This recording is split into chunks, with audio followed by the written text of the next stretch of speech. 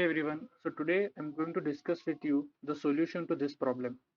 So this problem was asked to me by one of the student yesterday, and I thought why not share this solution with everyone. So here you have a function g of x, this integration of small f which has a positive derivative for all values of x, and it cuts the x-axis at 1 comma 0. Okay, and we have to prove that the derivative of g also cuts the x-axis at the same point but exactly once. Okay, so my suggestion is you just pause the video and think for the solution. The hint is you have to use fundamental theorem of calculus 1. Those who don't know, they can see the link in the description. And now let's start with the proof.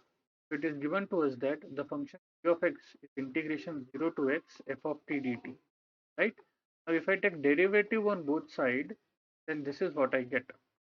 Now, what does FTC1 says? Fundamental theorem of calculus 1. It says if you taking a derivative of an integration, if the lower limit is constant and upper limit is a variable x, then derivative is nothing but the integrand itself.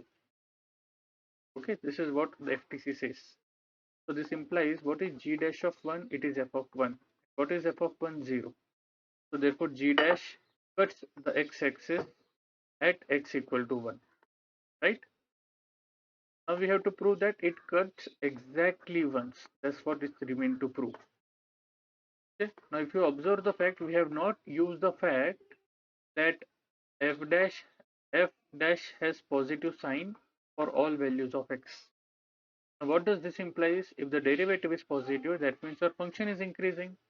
But what is your f? It is your g dash. That means your g dash is increasing.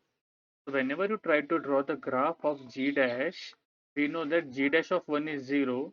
So it will cut this x-axis and it's increasing. G dash is increasing, so it will continuously go up. Okay? Whatever the graph is, it will continuously grow up. It will never come down and cut x-axis again, because if it does, then the function will become decreasing over here. But it is given that g dash is increasing. Therefore, g dash will cut x-axis once and exactly once, and then it will keep on growing. So I hope this is clear.